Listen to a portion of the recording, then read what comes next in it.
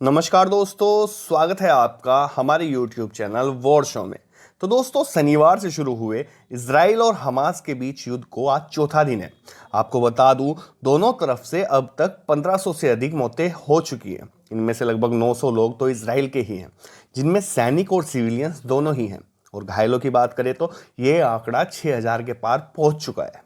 आपको बता दूं, हमले को अंजाम देने के लिए आतंकी संगठन हमास ने पूरा प्लान पहले से तैयार कर लिया था। प्लान को हमास की 5 यूनिट ने अंजाम दिया। सबसे पहले सुबह 6:30 बजे मिसाइल यूनिट के जरिए 3000 रॉकेट दागे गए। इतने बड़े हवाई हमले से इजराइल के लोग सकते में आ गए। फिर एयरबर्न यूनिट के जरिए पैराग्लाइडर से आतंकी इजराइल में घुसे।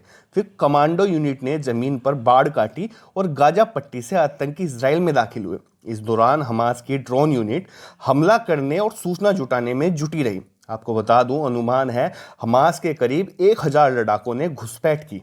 दोस्तों, इससे अब गाजा पट्टी पर मुसीबत आ गई है। क्यों? क्योंकि हमास के हमले से भड़के इजराइल ने पूरी गाजा पट्टी पर कब्जे की तैयारी शुरू कर दी है।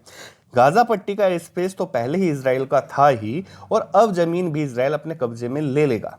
अमेरिका, ब्रिटेन, फ्रांस, इटली और जर्मनी जैसे ताकतवर देशों के समर्थन के बाद इजराइल ने गाजा की पूरी घेराबंदी कर ली है और बिजली, पानी, खाने और ईंधन की आपूर्ति रोक दी है। इससे गाजा पट्टी में रह रहे 23 लाख लोगों पर संकट के बादल मंडराने लगे हैं। यहाँ रहने वाले 80% लोग मानवीय सहायता पर निर्भर है, यानी यहाँ बिजली, पानी, खाने, दवा आदि सब कुछ बाहर से ही आ रहा है। अगर आपूर्ति की अनुमति नहीं दी गई तो गाजा पट्टी नए मानवीय संकट के कगार पर पहुंच जाएगा और पूरी तरह से इजराइल पर निर्भर हो जाएगा। दोस्तों, इजराइल के प्रधानमंत्री नेतन्याहू ने पहले दिन ही राष्ट्र को संबोधित करते हुए कह दिया था कि अब हम युद्ध में हैं और देश के हर एक नागरिक को इसके लिए तैयार रहना है। हमास को इस गलती का अंजाम भुगतना पड़ेगा ताकि वो इसे दोहराने के बारे में सपने में भी ना सोचे। और दोस्तों, अमेरिका ने भी अपनी दोस्ती को निभाते हुए इजराइल की मदद के लिए अपने जंगी बेड़े यूएसएस गेराल्ड आर फोर्ड को रवाना कर दिया है। आपको बता दूं, ये दुनिया का सबसे बड़ा जंगी बेड़ा है। भारत, रूस, चाइना के पास भी इसका तोड़ नहीं है। ये इतना विध्वंसक है कि पूरे युद्ध की दिशा पलट सकता है। पल भर में युद्ध के मैदान में धुआं धुआं कर देता है। इस बीच अमेरिका ने यह दिखा दिया है कि वह अपने दोस्त का ख्याल रखता है, उनकी सुरक्षा के लिए मदद करता है, क्योंकि आज अमेरिका ने अपने सबसे ताकतवर बम वर्षक को भी इजराइल पहुंचा दिया है। इस बॉम्बर का नाम है B-52 स्ट्राटोफोर्ट्रेस। यह कोई सामान्य बम वर्षक नहीं है। अगर इसने किसी जगह बम गिराना शुरू कर दिया तो समझिए कि वह इलाका कब्रिस्तान में बदल जाएगा।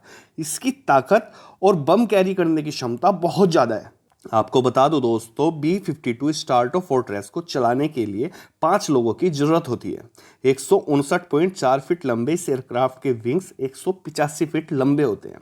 यह विमान 40.8 फीट ऊंचा होता है और इसे बोइंग कंपनी ने बनाया है। यह उड़ान भरते समय 2.21 लाख किलोग्राम वजन लेकर उड़ सकता है। इसमें एक बार में 1.81 लाख लीटर ईंधन आता है। इस विमान में 8 इंजन लगे हैं जो इसे भयानक ऊर्जा प्रदान करते हैं। इसकी अधिकतम गति 1050 किलोमीटर प्रति घंटा है। आमतौर पर यह 819 किलोमीटर प्रति घंटे की रफ्तार से उड़ता है। दोस्तों, इसकी कॉम्बैट रेंज 14,200 किलोमीटर है, जबकि यह एक बार में आसानी से 16,000 किलोमीटर से ज़्यादा की उड़ान भर सकता है। यह विमान अधिकतम 50,000 फीट की ऊंचाई तक जाता है। इस विमान में एक 20 मिलीमीटर की M61 वाल्कन रिवॉल्विंग तोप लगी है। इसके अलावा इस विमान में 32,000 किलोग्राम वजन के बम रखे जा सकते हैं या फिर बम और मिसाइल का मिश्रण लगाया जा सकता है। इसमें बेहद अत्याधुनिक एवियोनिक्स सिस्टम लगे हैं जो इसे दुश्मन के जहाज़ों, मिसाइलों, रॉकेट, हेलीकॉप्टर की जानकारी देते हैं ताकि सही समय पर उन पर हमला कर सके या उनसे बच सके।